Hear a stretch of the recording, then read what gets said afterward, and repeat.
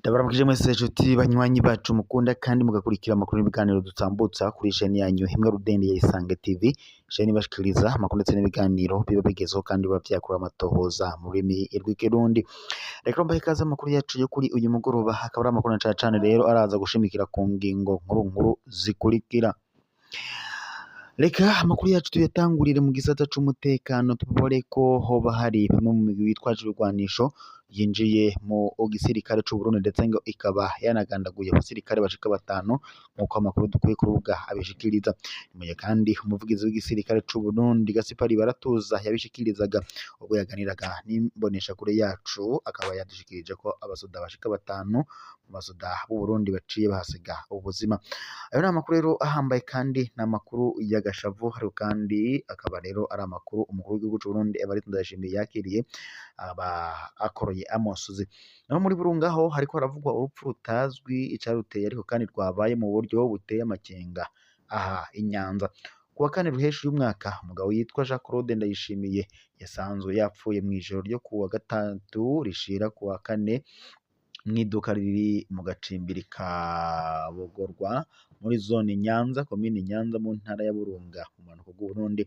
Ubwo amakuru ya mbere yegeranyijwe aho nyene vyabereye ico cago kandi ngo cabaye hagati y'isaha 5 n'igice z'ijoro, 3 n'igice z'ijoro zishira isaha 4 z'ijoro, kandi ngo uwo muhisi ngo yahora arara muri iyo nzu y'idandarizo ya muramuwe, iba kandi ngo yari yugaranye mu nzu imbere ko ngo kumusanga yapfuye.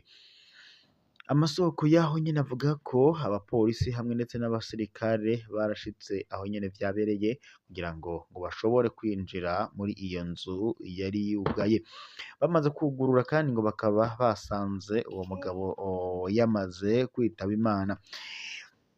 Inyamiramabi ijejwe amatohoza mu gipolisi OPG hamwe ndetse n'umuganga barashitse aha vyabereye kugira ngo hamenyekane ivyo vyateye urwo rupfu, mbere ngo bizofashwe mu matohoza ko kucaba carahitanye uwo muntu.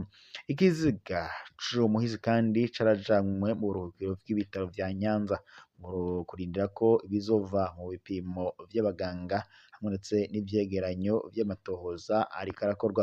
Kugeza ubu kandi ico urwo rupfu rwavuyeko ntikiramenyekana ku mugaragaro. Abategetsi basaba ko abantu bokwirinda gufata ingingo canke gukwiragiza amakuru ataremezwa mu gihe kandi amatohoza ataremera. Izindi mpfu kandi zisa n'izi ziteye amakenga. Mu mezi aheze ipfu zitari nke zarabaye mu buryo budasiguritse mu bice bitandukanye vy'intara ya Burunga hamwe ndetse no mu zindi ntara z'u Burundi, bikaba kandi vyatumye abatari bakeya basaba amatohoza yimbitse kugira ngo hamenyekane neza icatumye bantu bapfa. Amashirahamwe aharanira agateka k'azina muntu ashimikira ku kamaro ko gukora amatohoza yitondewe kandi ashingiye ku buhinga bw'abaganga kugira ngo ntihagire uhuvya mu kuvuga ko habaye isanganya canke icaha c'ubwicanyi. Mu kurindira ivyemezo vya nyuma vy'indongozi, abanyagihugu b'i Nyanza baracarindiriye kumenya ukuri ku vyerekeye urupfu ruba rwabaye muri ako karere, nk'uko nyene abavuganye n'imboneshakure yacu babandanyije babidushikiriza. Reka kandi dusimbire no mu yandi makuru ku biriko biravugwa ku bijanye n'umugabo ngo washatse kugandagura umukuru w'igihugu, ariko kandi bikarangira ngo ataco bamugize. Uyu muntu arakomeye cane mu Burundi, niwe muntu wenyene amaze kwiyemerera ko yishe umukuru w'igihugu, amajwi akajanwa mu nzego z'ubutungane ariko ntiyakurikiranwa. Niwe muntu kandi avuga ko yemeye umugambi wo kwica umukuru w'igihugu ahari mbere akira impera, ariko kandi ntiyafatwa yabona. Intambara isigara hagati y'umukuru w'igihugu n'umujenerali yagirijwe ko yashatse kwiba uwo mupfumu. Uburundi butwawe mu mangetengete. Yitwa Emmanuel Ntikazohera, bamwe bavuga ko yitwa Kazohera, bamutazira Muhizi. Mu butungane bavuze ko ari Muhuza. Avuga kandi ko avuka ku mutumba Musenga, aha ni muri komine Butaganzwa mu ntara ya Ruyigi, hahora ku gatumba bamwita umupfumu wa CNDD-FDD. Mu majwi n'ubutungane bafise, uyu mupfumu yariyemereye ko yishe perezida Nkurunziza. Ivyo kandi yavuze vyafatiwe amajwi mw'ihoteli y'Igitega, ari naho kandi iyo foto yiwe yafatiwe. Yivugiye kandi ko yakoresheje isumu yavuye muri Tanzania. Muri ayo majwi kandi yavuze ko kwica Nkurunziza yabitumwe. Ayo majwi kandi ntaco sentare ntayinyuzwa y'u Burundi yigeze ibikorako inabikoresha. Ni nayo kandi yatumye Jenerali Arengeyo Bunyoni amuramya, aburanywa mu mwiherero kugira ngo abarundi ntibumve ivyo umupfumu yavuze. Emmanuel Ntikazohera yaraguriwe ipikipiki, telefone igezweho n'ibindi. Yarahawe kandi amafaranga. Ico gihe kandi yoba yemeye ko ashobora kwica Perezida Ndayishimiye.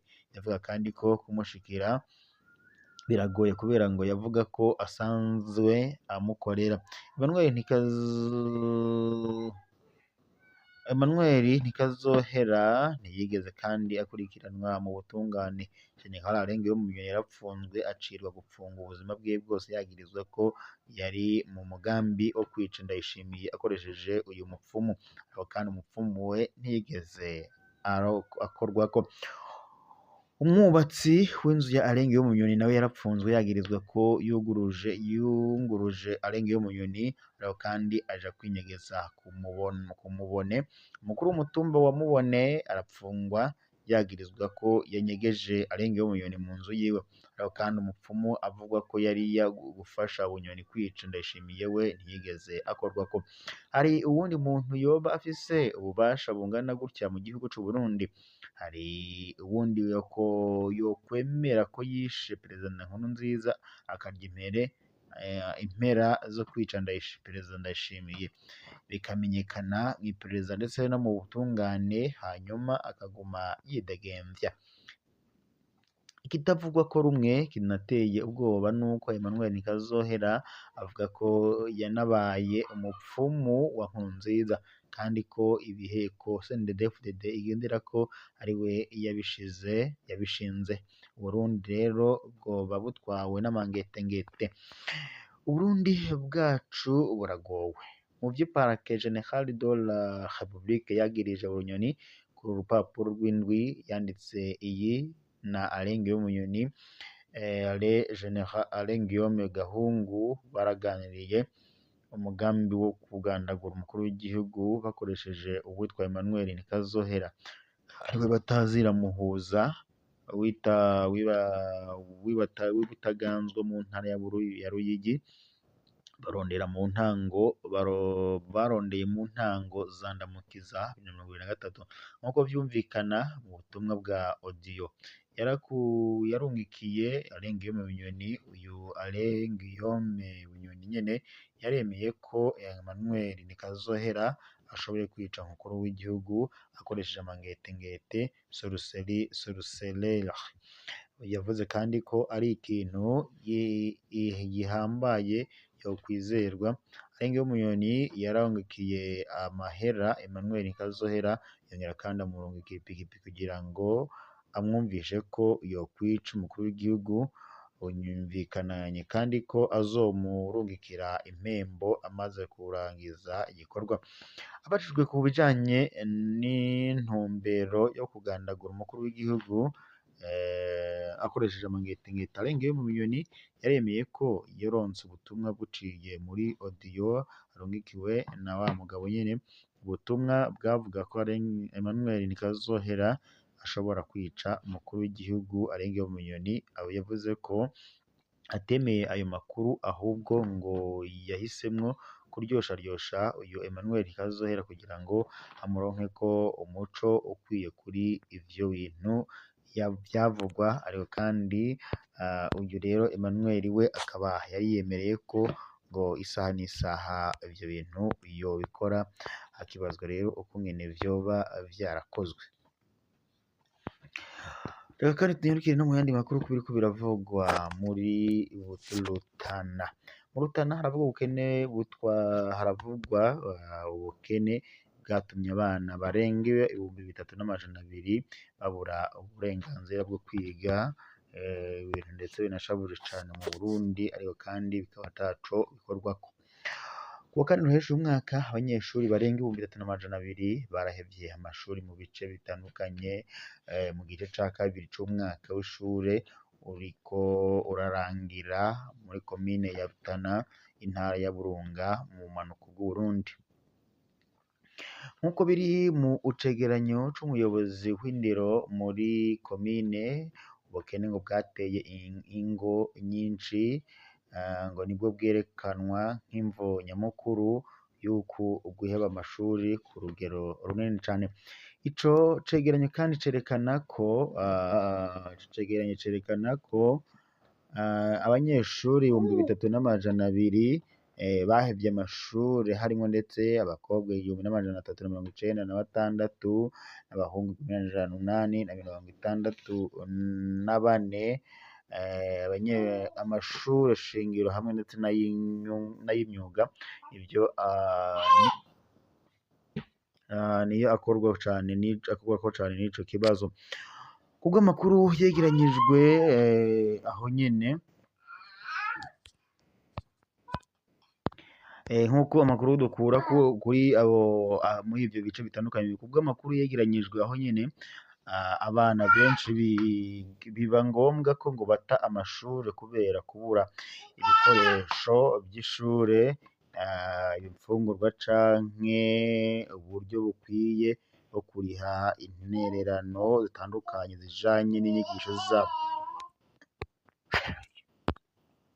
Nk'uko rero amakuru n'ubundi yabandanya bitomora, ngo kubera ico kibazo abajejwe indero ndetse n'abajejwe intwaro bavuga kandi ko batewe amakenga n'ingaruka zishobora kuzoshikira abo bana muri kazoza hamwe ndetse n'iterambere rya komine. Bahamagarira abavyeyi kurushiriza gukebura abana babo, bakabereka akamaro k'inyigisho ndetse no kubatera intege ngo babandanye amashure naho ubutunzi butifashe neza. Abajejwe igisata c'indero bavuga kandi ko hakenewe gushira hamwe kwa bose kugira ngo bahangane n'ico kibazo ndetse no guteza imbere imibereho y'ingo zikenye kugira ngo umwana wese aronke uburenganzira bwo kwiga. Iki kibazo ntikiri muri Rutana gusa, kuva mu buraruko gushika mu bumanuko ndetse no kuva mu buseruko gushika mu burengero bw'Uburundi, abategetsi, abigisha ndetse n'abaserugo bavuga kandi ko ico kibazo giteye amakenga, ubukene, ariko kandi bagasaba ko cokurikiranwa kugira ngo abanyagihugu babandanye bafasha abana babo kwiga. Ni mu gihe kandi n'ubundi Burundi bwo buri mu bihugu bifise inzara idahera n'ubukene kandi bibangamiye igihugu, bigatuma ndetse habaho kubura ibikoresho bitandukanye. Ni mu gihe kandi perezida w'Uburundi ariwe Evariste Ndayishimiye ariko arabandanya aca ku biti no ku mabuye, ariko aragwanira ku bijanye no kwitoza ikiringo ca kabiri mu matora yimirije mu mwaka 2027. Ni mu gihe kandi abanyagihugu bo bafise ibibazo bitandukanye biba hanze, bagasaba umukuru w'igihugu ko yobakemurira ivyo bibazo, ariko Ndayishimiye we ataco ashobora gukora, ahubwo yibandaniriza akora ivyo kwishakira amatora. Ni mu gihe kandi abanyagihugu bo nabo bamaze kurahira bararenga, bavuga ko badashobora kuzotora Ndayishimiye mu gihe adashobora kubatunganiriza. Ni mu gihe kandi Uburundi bufise ibibazo bitandukanye buhanze Uburundi. Ikena ry'igitoro riramaze imyaka ishika 5 atanima ryacyo rigaragara mu Burundi, ndetse n'ibindi bibazo bitandukanye nk'ubukene budahera. Ibi vyose bigaragaza ko Uburundi rero bukomerewe cane, ariko Ndayishimiye ukabona ko ataco ashaka kubikorako, bikagaragara ko rero abarundi bahebwe. Gusa mu Burundi bayaza n'imboneshakure yacu tubaje ku bijanye n'ingene biteguriye amatora mu mwaka wa 2027 batubariye ko badashobora kuzotora Ndayishimiye ngo bivanye n'uko n'ubundi ataco amariye abanyagihugu, ndetse bakanavuga ko bagomba gukora ibishoboka vyose yanakwitoza mu kiringo ca kabiri ngo bakazokwihereza amabarabara nk'ivyabaye mu mwaka wa 2015 ubwo umukuru w'igihugu c'u Burundi Petero Nkurunziza yitozaga ibijanye n'ikiringo ca gatatu, ariko kandi bikarangira yiyamirijwe n'abanyagihugu. Reka dushimire mwese mwariko muradukurikirana mu makuru n'ibiganiro tuba turiko turabashikiriza kuri no mbonesha yanyu mukunda cane imwe Rudende Isange TV, isheni ibashikiriza amakuru n'ibiganiro biba bigezweko haba muri politike, mu nkino, mu ndero, mw'iperereza, agateka kazina muntu ndetse n'andi abari hirya no hino hatandukanye. Mwari mudukurikira muri bihugu bibanyi bitandukanye, u Rwanda, Repubulika Iharanira Demokarasi ya Kongo, Uganda, Tanzania, Mozambique, Zambia ndetse ahandi hirya no hino hatandukanye kw'isi mwese tubashimire kuba mukurikirana amakuru n'ibiganiro tuba turiko turabashikiriza. Ico musabwa gusa ni gufyonda suivre, partager ndetse na s'abonner kugira ngo muze muraba abambere kubona amakuru n'ibiganiro tuba turiko turashikiriza kuri no chaîne yanyu hino yacu ya YouTube ya Isange TV chaîne ibashikiriza amakuru ndetse n'ibiganiro bigezeho kandi biba vyakora amatohoza mu rurimi rw'ikirundi. Reka rero mbashimire mwese mwariko muradukurikira kuri aya masaha mu makuru turiko turabashikiriza, tubaye tuyasozereye ngaha, gusa turaza gusubira n'ubundi mu makuru araza kuba agezweko.